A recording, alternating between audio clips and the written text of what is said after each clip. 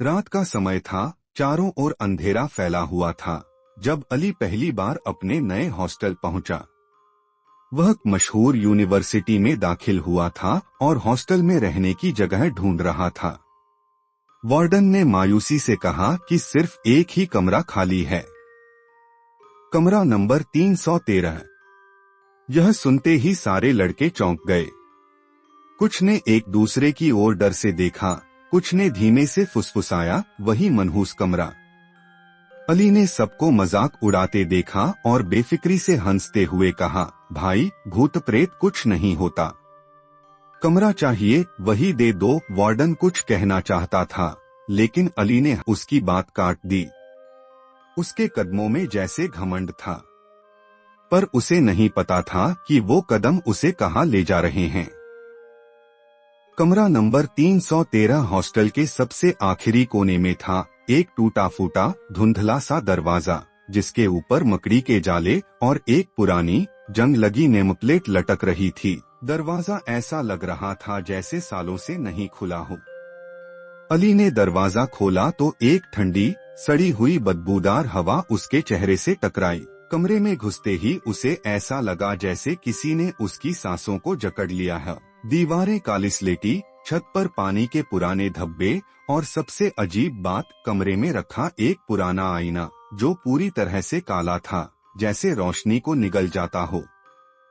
अली ने सामान रखा, बेड पर लेटा और आंखें बंद कर ली, लेकिन नींद आना मुश्किल था। कमरे में अजीब सी फुसफुसाहटें गूंज रही थीं, जैसे कोई बहुत धीमी आवाज में कुछ बोल रहा हो। और अचानक आईना हल्के हल्के कांपने लगा। उसने आंखें खोली और देखा कि आईना अपने आप धुंधला हो रहा है, जैसे किसी ने उस पर सांस लेकर धुंध पैदा कर दी हो।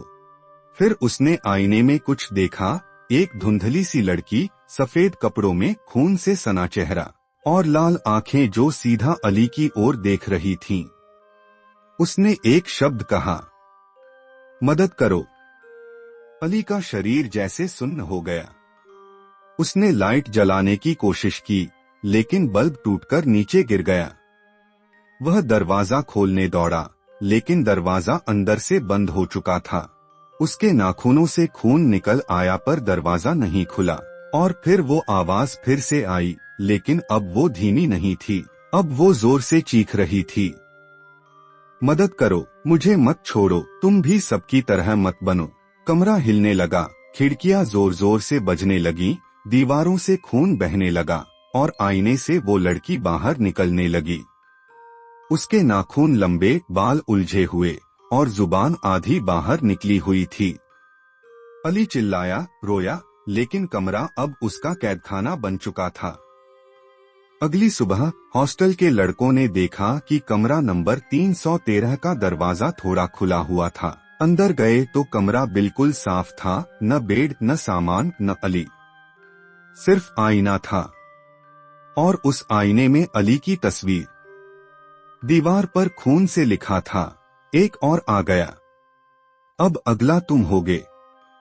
आज भी अगर कोई नया चेहरा हॉस्टल में आता है तो वार्डन पहले कमरा नंबर 313 का जिक्र नहीं करता, लेकिन कभी कभी नए लड़कों की नींद आधी रात को उस आईने से आती फुसफुसाहट से टूट जाती है। मदद करो, मुझे मत छोड़ो।